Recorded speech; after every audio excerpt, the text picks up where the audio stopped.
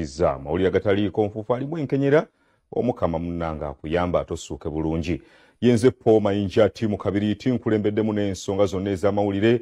Kalira tusooke tugakutuuseko mu bufunze. Tugenda kujja nago mu bujjuvu.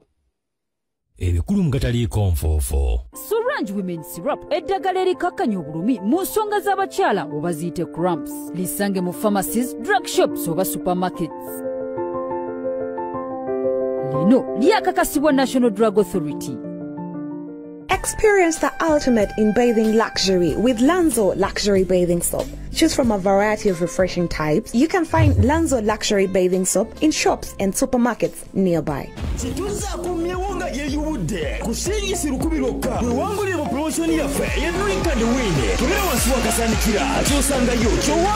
Katukwanjulira estate ya Fempia. Entebe abayita babiri Kabale Estate ku milioni 7 ate Garuga Bukaya ku milioni 65 zokka. Coast Town Estate ku milioni 5 zokka. Jangu ku Everett Rio Estate Entebbe Road Kasenyi Estate. Kitalo. Abantu musanvu ku kyalo kimu bafiiridde mu kabenje nga bagenda okuziikirako munnaabwe. Saba bannaye Mukama atugondezeemu. Pulezidenti Museveni alagidde okunoonyereza ku mivuyo egyali mu Kawempe North. Bakuba buli omu ne babuyuzaayuza bonna.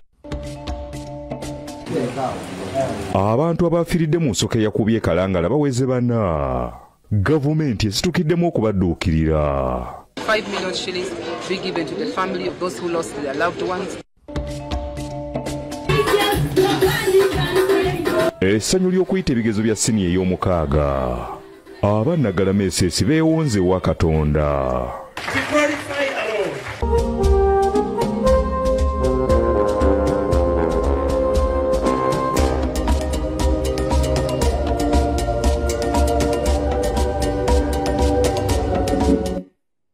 Mawulire gataliiko nfuufu ekiro kya leero tugasimbudde n'ensonga ez'abatuuze b'ekitebi bali mu kiyongobero lwa bannaabwe musanvu okufiira mu kabenje bwe babadde bagenza okuziikirako munnaabwe.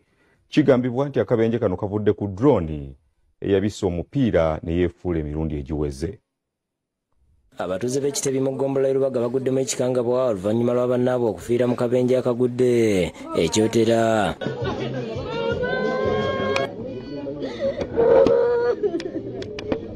Bano babadde mu drone namba UBP not 9W nga basinga batankana ku kavudde. Amawulire g'okufa kwabwe gasaasaanya ekitundu. Tutuuse ku maka g'abagenzi nga bali mu miranga na biwoobe. Abafudde kubaddeko Mumbejja Veronica Nakabiri nga abafamire betwogeddeko nabo okubadde muwala w'omugenzi Ted Nakabye boogedde bwe baakomye okwogera n'innyabwe.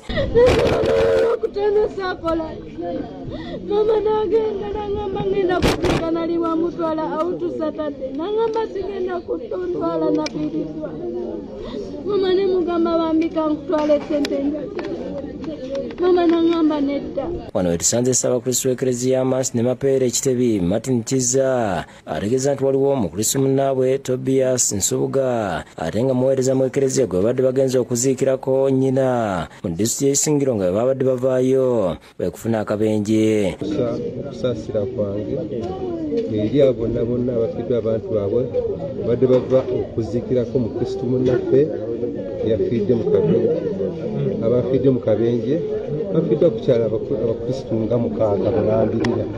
Abagenzi abalala Pito Nyango nga naye abadde muweereza ku Eklezia era nga nayo tubasanze mu nnaku. Kitaawe w'omugenzi Peter Nyanja ne nnyina Madarena Namiyiga balaze okunyolwa kwe bayitamu olw'omwana waabwe okufa.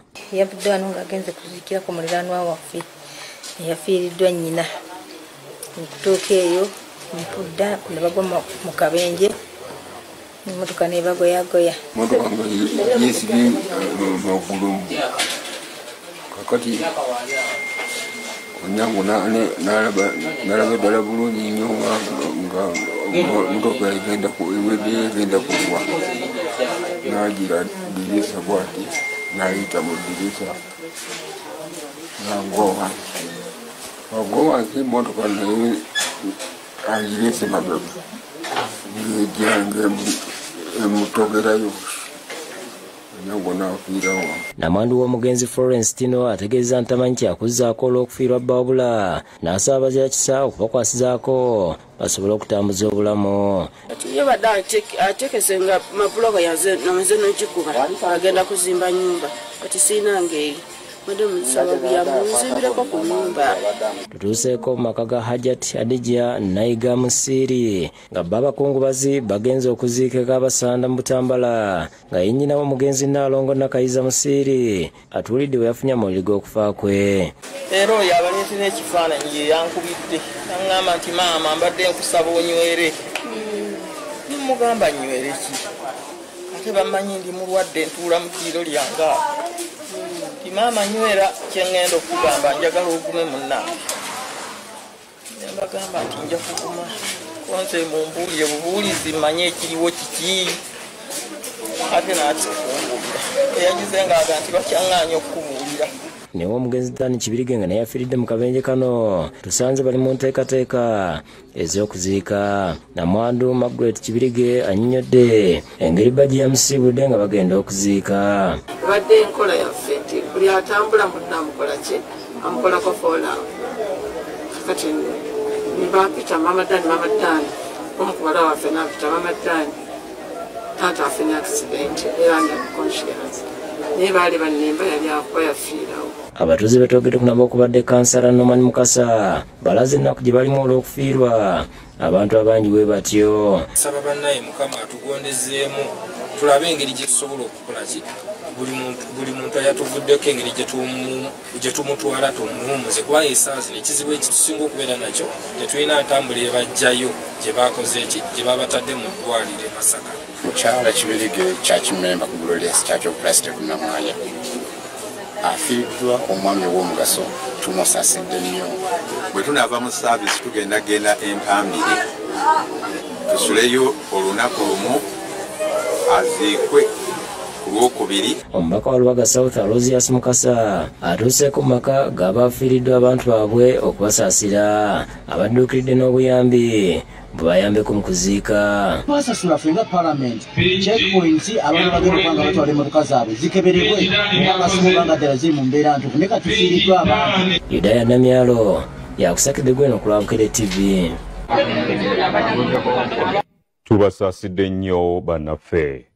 Pulezidenti Yoweri Kaguta Museveni ategeezezza nga bwe batandise okunoonyereza ku mivuyo egyeyolekera mu kalulu akaddibwamu e Kawempe North.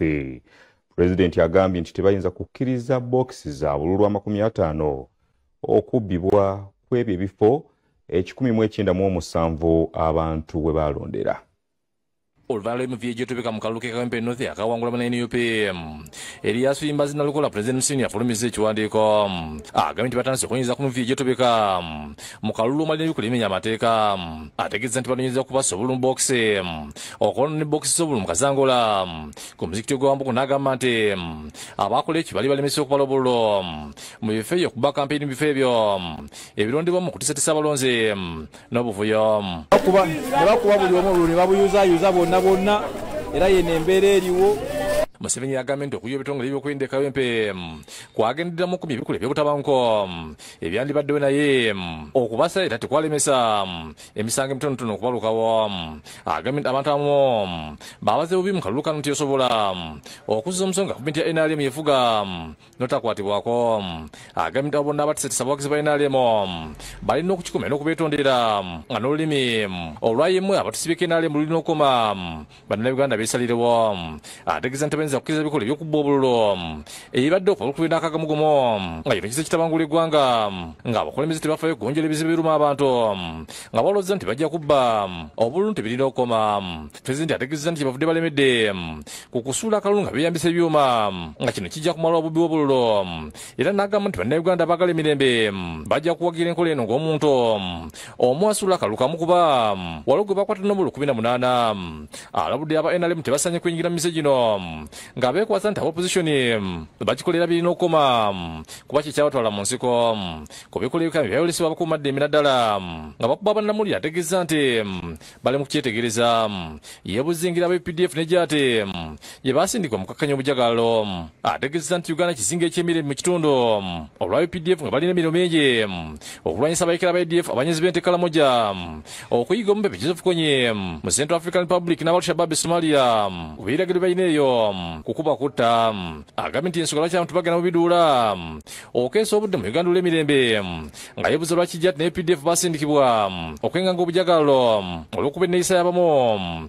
kubali ku ludda oluvuganya pulezidenti era yeebuziza kubateeka obwegungo obwali omusebe babiri mwende Kabaka lwe bamukugira okugenda e Kayunga okukalakasa okwali mu Novemba 2020 abantu mwe battibwa abakyala b'enaalemo ne bayambulwa abapoliisi ne balumbibwa nti amagye gali luddamu ekyo agambye nti yasindika bakomando okwenganga okukalakasa okwaliwo mu Novemba 2020 yeebuziza bani abatta abantu tebasika mu bijambiya ani yayinoonye obubokisi bw'olwataano mu bifo ebirondebwa mu 1970 e Kawempe n'agamba nti buli kimu bajja kukinoonyerezaako zoominga nga babuuliza bakwate video nga babikuba. Oh my God, what kind of country are we in? Yes. Obakutte video. Bakwate nga bazikuba video. Pulezidenti era anenyeza ekibiina kye obutakoleramu okulanga batuuka ku bantu ba bulijjo ategeeza nti okunyinza kujja kubatuusa kuba alina bokisi z'obululu mu Kazangola ne Wambogo. Pulezidenti wafulumiza ekiwandiiko kino ng'ekibiina ky'enalimu akiyita musawandiisi wakyo Richard Tadongo lunaku olweggulo bategeeza nti bagenda mu kkooti okuwakanya obuwanguzi bwa Nalukoola. That the party instructs its lawyers to immediately challenge the results of the by-election and file an electoral petition in the courts of law. Gw'omuwendo gw'abantu abafudde Kalangala gulinnye okuva ku bantu 3 okutuuka ku bantu 4 oluvannyuma lw'omukyala w'omusirikale ayitibwa Allen Kobusinje ng'ono mukyala wa Kopolo Mukyasi okufiira mu ddwaliro e Masaka. Wetutokeddeko poliisi embuyaga bwe yasinze okugoya enkuba ebadde efudde emmanga abasirikale abadduukirize bali mu kaweefube wakubira bannaabwe kyakulya tosanze abasinga bakyali mu weema ezazimbiddwawo eno gye tusanze kamishona poliisi Denis Namuwoza nga yatuuse dda nga yatumiddwa omuduuzi wa poliisi mu ggwanga Abbas Byakagaba ayogedde naffe ku mbeera bw'eni kibaza ku n'abasirikale abakoseddwa. Twafunye ekikangabwa wano e Kalangala omuyaga bwe gwazze negwera barakisi yaffe nesifefe kawa wad affected entire population yabad affected amayumba farm z'abantu businesses zakubiddwa wano mu barakisi yaffe family 43 zakoseddwa ba individuals 7 wano naye entire population balinga 992 okusinziira ku initial reports eziva mu international security ne Red Cross. Agambye nti omuduuzi wa poliisi amaze okusindika okulanga abantu bakolokoka enneenya bazimbe ebizimbe ebyobuwangaazi akwasisiza abasirikale abakusiddwa ziweema emifaliso n'emmere era akulira enkambi eno Jessica Nerima yebaze ku lwabane. Wabula twebaza Inspector General of Police atudduukiridde n'ow'okubeera wadde sibwa nkomeredde agambye agenda tuleetera ebizimbe ebisingako. Baadde bakyalawo ne minisita ombezi ebigata biraze Liyani Yaba era n'alambula abakoseddwa asinga abakulembeze ba disitulikiti olwo ssentebe w'Olusiri e Kalangala Lajja Busemakula n'alaga okukosebwa abantu be kwe baatuuseeko. Tulina obukosefu bungi obwatuusiddwa ku bantu baffe mu Kalangala wano disitulikiti. Jjukira eno disitulikiti erina abantu nga si bangi naye twesanze nga mu Kalangala Town Council wano awaagudde enjega eno abantu 992 bakoseddwa. Abakoko ba Julius Bukasopondo wa Bujumba ne Helen Nakimuli bibaza ofiisi yasa minisita olw'okusitukiramu. Twagala okwebaza gavumenti nti etusindikidde Minister of State for Disaster Preparedness. Okujja kwa minisita tusuubira nti tujja kuvaamu ebibala kubanga yeerabiddeko n'amaaso ge. Amani Bosco emyaka 2 wali kuno sikyo emiti twali tugisaze bwe tuti naye tusaze emiti tugimazeewo buli mpewo ejja ekimaffe empewo ezo zaakomanga eyo. 26 omwogezi wa Red Cross mu ggwanga ategeeza bamaze okutika ebikozesa bigenda okuyambako bonna abakoseddwa ensooke. Era nga Red Cross tumaze okukola assessment yaffe era kino kitumaze tulaga biki obwetaavu ky'abantu bwe balina. Olunaku lwaleero ng'obudde tebunnazibwa tutuusa relief. Ye minisita bategeeza abantu nga pulezidenti bw'agenda okudduukirira abafiiriddwa buli famire n'obukadde 5 ate abali ku bitanda bakufuna akadde kamu. The president has also instructed that 5 million shillings be given to the families of those who lost their loved ones and 1 million shillings to those who were injured. And these monies will be delivered directly to the hands of these people by the RDC of the district.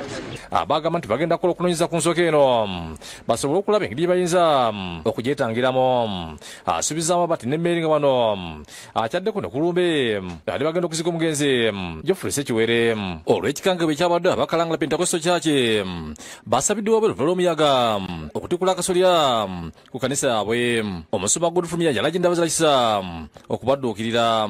Naye kyatuguddeko mu njaga eno akasolya konna kaasitusa amabaati gonna ne gasammuka ne gagenda.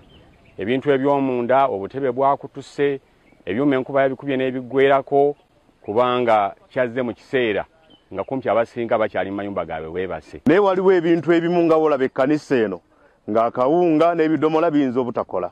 Katwagala gavumenti ebifo nga bino eby'amasinzizo naddala essinzizo lino esoosowaze nnyo ensonga y'amabaati tudduukirire ekkanisa eno eserekebwe abantu ba Mukama baddemu basinze. Alipooti yafulumizibwa disitulikiti Kalangala eraga nti abantu 92 bakuseddwa nga kuliko abakyala 202 abamu 35. Ennyumba 28 zasaanyibwa ate ebisolo okuli ente, enkoko embisi n'ebirime n'obyaweddewo. Ebibereddwa nga abantu 80 bafudde mu Amerika olw'omuyaga okumanyiddwa nga tornado okukuba amasasi okuli Missouri, Kansas, Oklahoma, Michigan n'amalala. Omuyaga guno gwajje ku n'amasannyalaze mayumba emitwalo 25 nga bakwatibwako bakola ekisoboka okuddukirira abantu abo.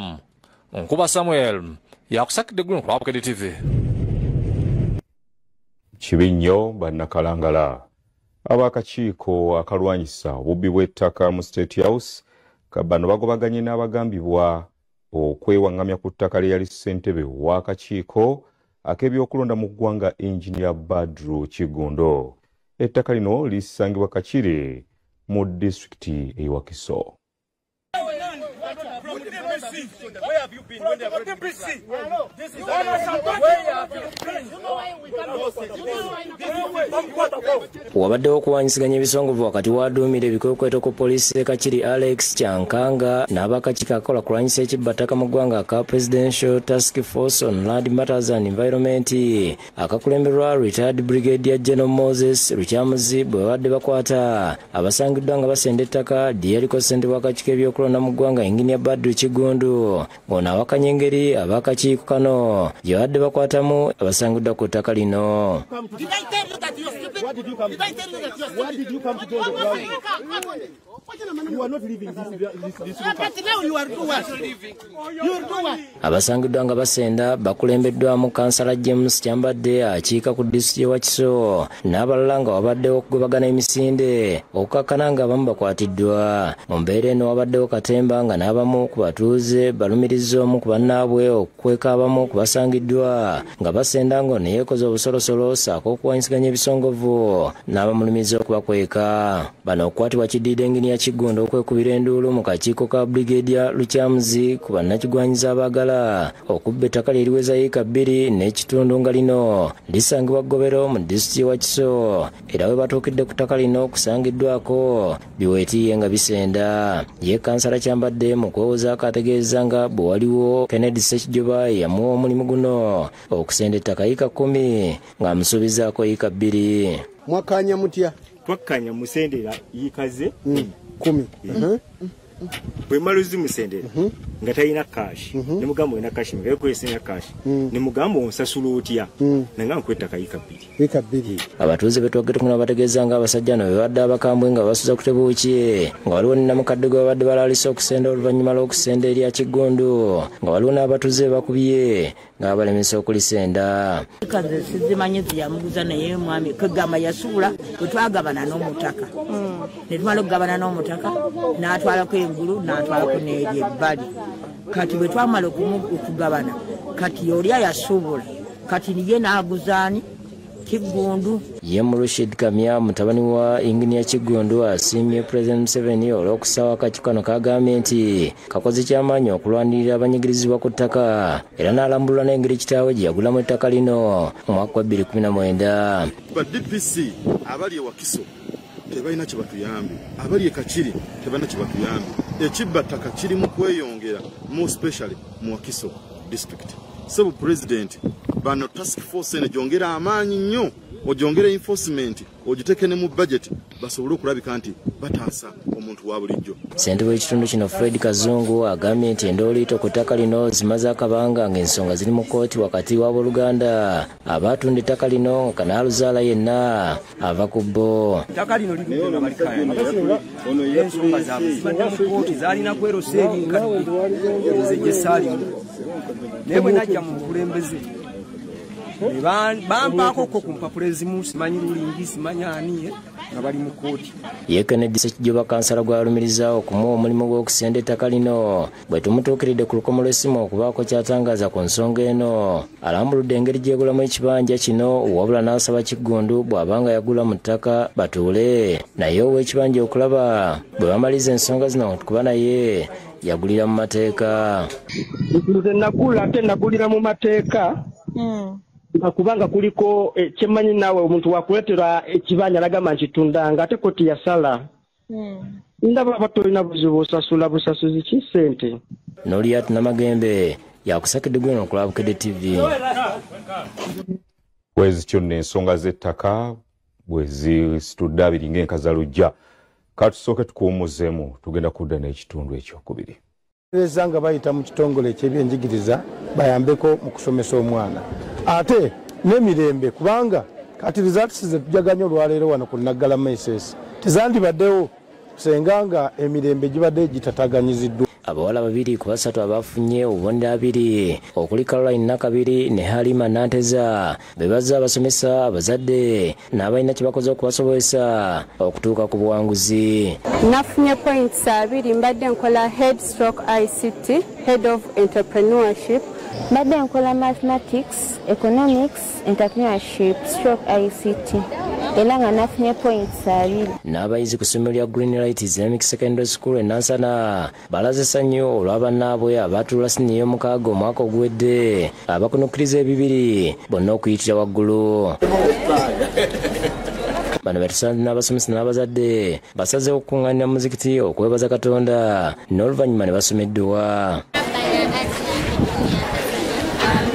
Begatiddwa akamu ku bayizi abaatula ebibuuzo ng'essomero lino lizeekolera ddala bulungi mu Nansana Wakiso mu bibuuzo by'eddiini y'Ekisiraamu n'Oluzungu. Abayizi abamu bafunye obubonero abiri abalala 19, 18 ne 17.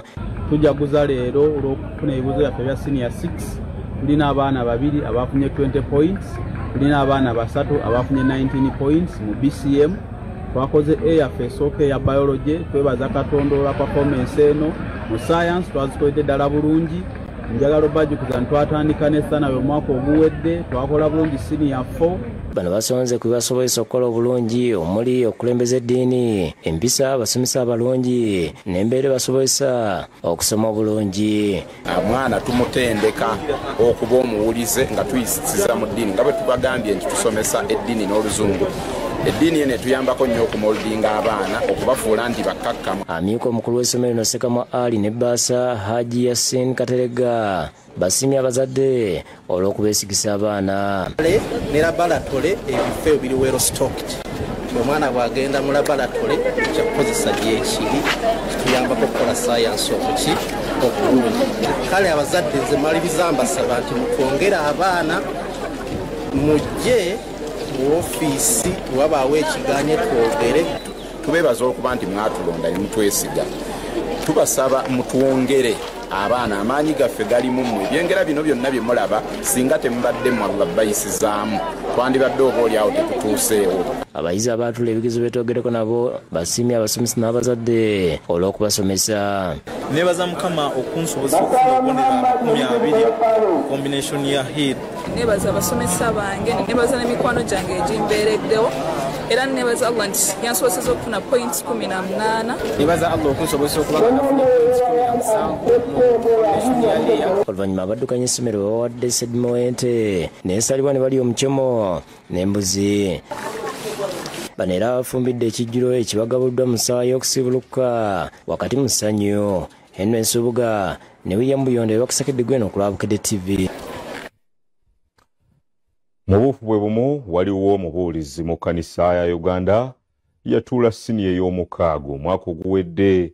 Ono ali mu kujaganya olw'okuyita obulungi ebigezo bye yatuulira ku ssomero lya Lord's Mid Vocational College erisangibwa enjeru mu Buyikwe. Ono aliko obubaka obw'enjawulo bw'awadde abasumba banne bonna ku nsonga ez'okusoma. Jonathan Muhumuza omubuulizi w'ekkanisa ya St. Paul UEB Church of Uganda ku Nairo mu Njeru y'omu ku baatuula ebigezo bya siniya ey'omukaaga ku Lord's Mid Vocational College enjeru. Ono amawulire g'okuyita ebigezo gamusanze mu kkanisa gy'asumba ng'agezaako okutereeza ekifo kino. Bw'awulidde nti yayise bulungi essanyu libuza okumutta era asiimye ekkanisa ya Uganda olw'okumukkiriza okuddayo okusoma n'okumuyambako mu lugendo lwe. Bishop wange Right Reverend Enos Kitto Kagodo ne Sabadikoni wange Reverend Canon Mulinde Robert n'omusumba wange kubanga kino kyengenda okwogerako beba kintusizza. Yebaza n'essomero lya Lord's Mid Vocational College olw'okumusomesa obulungi n'ayita ebigezo kubanga all of the principal passes nazifuna and even the subsidiary passes. Muhumuza asabye basumba banne okuddayo okusoma tikyakubanguyiza okuliisa abantu abasomye ekigambo kya Mukama. Omanyi nti tewasoma nnyo okyalina omukisa nga nze Jonathan bwe nfunye. Muhumuza yeyambudde ebyambalo by'ekkanisa n'ayolekera essomero gy'asanze banne bwe baatuula senior 6 era bakira babayozaayoza. N'abasomesa basanyukidde omubuulizi Muhumuza ne banne olw'okukola obulungi ng'amyuka omukulu w'essomero Issa Abiri Baziru ayogedde ku buwanguzi bwe batuuseeko. Yasukulumye nnyo era njagala okutegeeza ababuulizi abasigadde nti what they look at as difficult is not actually difficult. Abayizi abalala abaatuula ebigezo batendeza essomero lya Lord's Mid olw'okubafuula kye bali anti basoma eby'emikono n'ebya bulijjo. I'm really grateful to God for my good results. I got 15 points. Nefuna 16 aggregates. I also did the vocational subject at my O level and I did the motor vehicle mechanics and right now I'm working during my vacation. Essomero lyatuuza abayizi abawerako nga bonna bafunye obubonero obatwala ku matendekero aga waggulu. Baziru agamba nti omuyizi agenda okuva mu ssomero lino ng'alina ebbaluwa bbiri okuli eya UNEB n'ey'ebyemikono. Right from senior 1 selects what he or she wants. N'abayizi n'abasomesa ku ssomero lya Lugoba High mu DC wa Kiso bajaganyiza olw'okuyita ebigezo bya siniya ey'omukaaga. Bano bakoze bulungi era abasinga bafunye obubonero obubasobozesa okugenda mu matendekero aga waggulu. Batuuza abayizi 9 era best candidate yafunye obubonero 19. Yamudiridde 18 mu PEM omulala 17. Ebimu ku byabasobozeseza kwe kuba n'ebikozesebwa nga kompyuta abayizi kwe basinzira okukola n'okuyiiya ekiddako laboratory okutumbula ebya science n'ebirala. Okusinza ku Director wa Lugoba High Issa Ssennoga essomero lino likwatira ku bayizi abalina obwetaavu. Kiffe mu process y'okusomesa abaana omuzadde waffe aba atuvuddeko oba Mukama amugye mu nsi muno oba alemadde omufu omwana tumusomesa paka ku ddaala oba erevo tumumalako erevo oba erevo amaliriza erevo. Tubasaba muweereza abaana tujja basomesa bulungi. Ye Headmistress Sharifa Nabbanja agamba nti enkolagana ennungi wakati w'abazadde n'abasomesa kibasobozesezza okukola obulungi. Obuwanguzi bwaffe tubuteeka eri Katonda kumwesiga then ne teamwork. Abasomesa bange mbeebaza olw'okukolera awamu n'abazadde baffe. Abayizi abakkirize ku bannaabwe mu ssomero lino ba sayansi era batubuulidde ekyabasobozesezza okukola obulungi. Mbadde nkola combination ya PEM era nga nasobodde okufuna points 17. Nafunye 15 points. Nebaza abazadde abasobodde okunsasulira fees. Ivan Lubega ne Lugendo Crispo bakusakedde gwino ku Lwabukedde TV.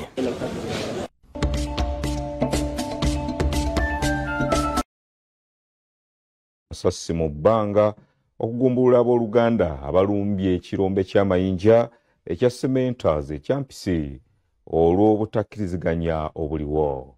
Abooluganda balumiriza ba Cementers okubanga baludde nga baasa amayinja nga tebabasasula.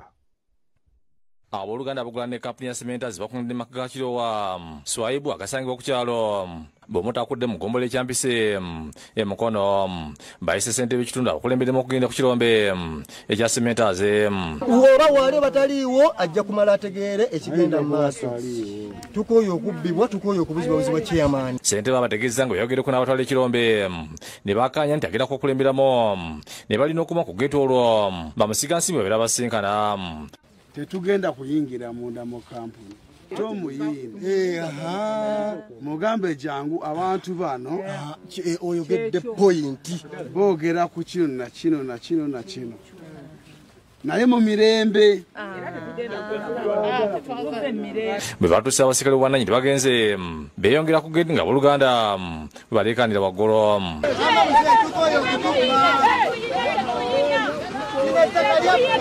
Ssentebe yagadde okugenda bula ne boogezigenda n'akomawo.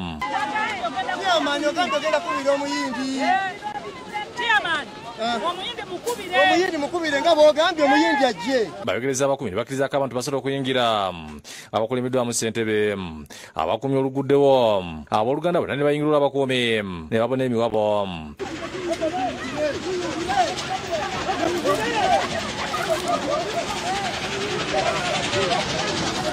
Omu ku bakumi walizidde okuba essasi mu bbanga okubagombolola. Myaka 24 kuva 20 bali ku ttaka lyaffe bakuba beeyagala obwavu bweyanguta leero tetuvaawo twagala ttaka lyaffe kubanga nga bagenda tuwa obusuulu tebabutuwanga tubondaabonda abaana baffe tebasoma bagenda leero bave ku ttaka lyaffe. Abantu bano aba Cementers taata waffe yabawa liizi mu mwaka gw'2000. Okuva mu mwaka gw'2000 we yabawa liizi abantu abo abadde abanoonya okumuwa obusuulu tebamuwanga busuulu wadde n'ekikumi okumala emyaka 24. Babadde bwe babayita ewajje n'olukyamuzi ne baleeta endagaano ey'ekikuli bwe twalabira nti bakozesa endagaano ey'ekikuli okulugyessalinga liizi ku ttaka lyaffe erya Mayiro ne bateekako inkambulensi eya liizi ne beewa emyaka 99 nga bakozesa endagaano ey'ekikuli. Naye tutambudde wano emyaka 10 ng'abasajja bano balina kyebambuulira wadde okuntangalandira tusobole okulabika nti tuteeseganya nabo.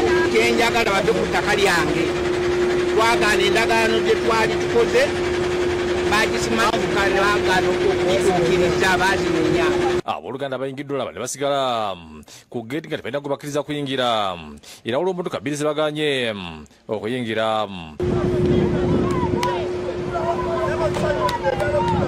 Poliisi etuuse n'ebuuza ogubadde era neegiziganya n'abantu bano. Abakumi badde baziyiza poliisi okuyingira okutusa abasikale bavudde embeera ne bayingira.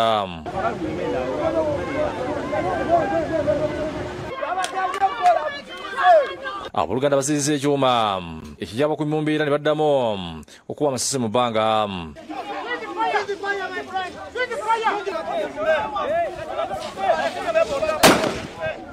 Kino kividdeko olukiiko okuyiikira atwala poliisi Nagalama ejjuka najja okulaba ogubadde alagidde abooluganda bafulume ng'era omukumbi wakuba amasase atwala bameka ku poliisi ekyampise badde omukazi avudde mu lukiiko nayogerako n'abooluganda bw'abategeeza ebibaddeyo. Twetwagala paperwork kaitukaniza olunaku lwa Mande ssaawa 4 bamulete ku poliisi Nagalama ne mu Agira Ndodi ajja kubaawo ono chairman LC Firi ffenna tubeere ku boodi tuzuule endagaano entuufu neri fake. Mutebi Sulaiman ne Disale Mutebi akusakidde eggulu eno lwa Bukedde TV.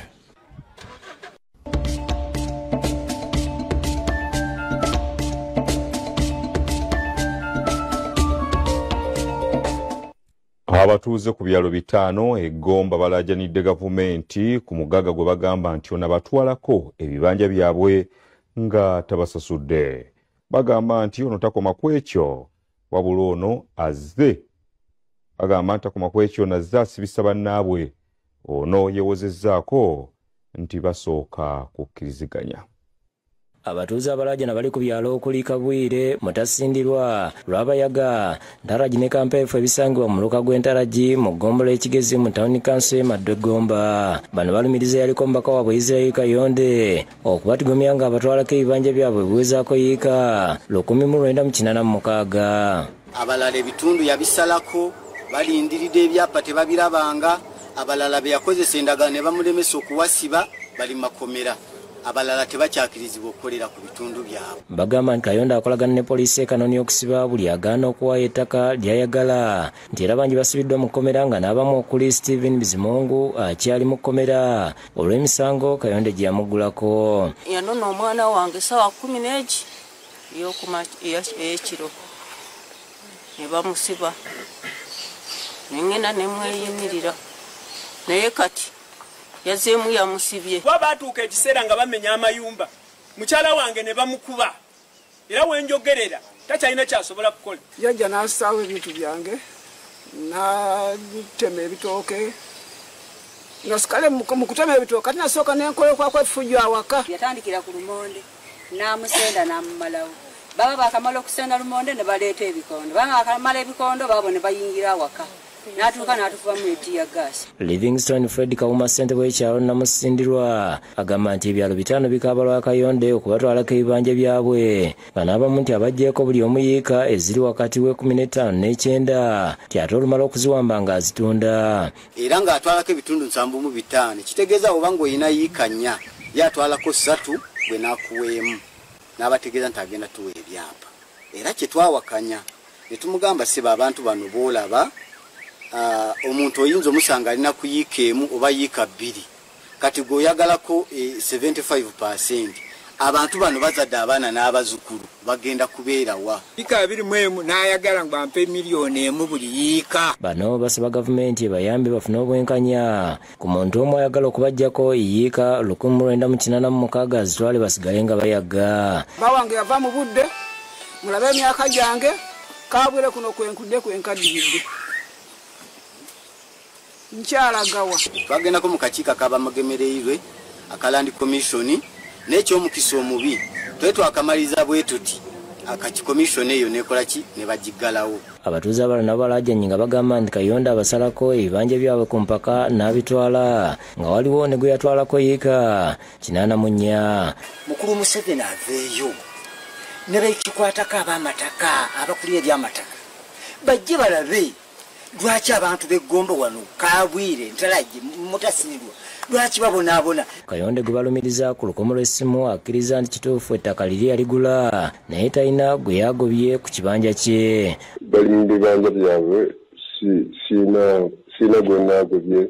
Agambye nti abamu bamutuukirira ne bakkiriziganya ne bagabana ettaka ng'etteeka bwe ligamba ti nannyini ettaka asobola okuteesa n'ow'ekibanja ne bagabana. Abamu ne tukkiriziganya ne tugabana n'endagaano ezimu nzirina. Agambye nti waliwo abantu nga 2 abamusumbuwa nga bamenya ssengenge we abo n'aleeta poliisi ne basubeera bali mu kkooti. Bali 2 n'ensiba era ebibanja byabwe nga bisigadde bweru naye baali bayingiddeyo ewaabwe. Yudaya Namyalo yakusakidde gweno ku Lwabukedde TV.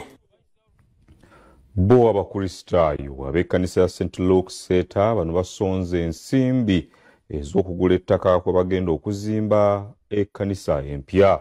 Mu kiseera kino balinawo obukadde 400 nga babuzaayo obukadde 200. Abakristaayo b'ekkanisa ya St. Luke Seeta Mbulabizi Mukundu bategese okusaba okusonda ensimbi z'okugula ettaka yiikemu kwe bagenda okuzimba ekkanisa empya olw'eno gye balina okufunda ng'abakristaayo tebakyajyamu. Okusaba kulemedde omulabizi wa St. Buganda Omuna Jackson Matovo omugenyi omukulu wa Dominican minisita asooka era minisita w'ensonga z'obuvanjuba Africa Rebecca Litwala Kadaga ng'akiikiddwa Sinkatongole omukungu okuva mu NRM Reverend Abel Sirwanga mmere omu akulira ebyokunoonyeza omulabizi w'emikono ensimbi yakulemedde okubulira n'okusonda. Buli bwe tubayita tuba tutuze kubajjukiza tulina okutereka akawunti ey'omugulu. akubiriza abakristo okuterekera Katonda nga bebatereka ku nsi basobole okufuna emikisa ye Bishop Matuva asaba abakristo bonna okujjumbira omulimu gw'okugula ettaka. Ekkanisa yange ekyo twagala okulaba nga ettaka eryo liriraanye ekkanisa eno okumala emyaka mingi. Ssenkatongola akubiriza abavubuka okwewala emize gye balowooza nti kijja kubagagawaza mangu wabula bakole basobole okufuna bye baagala. Let's work hard as human beings. It's our duty to pursue. God knows what is right for you. Abadde obukadde 15 okulabinisa Kadaga yeeyama okwongera okwogerera ddala omulimu gw'okuzimba ekkanisa eri ku pulaani nga gutuuse.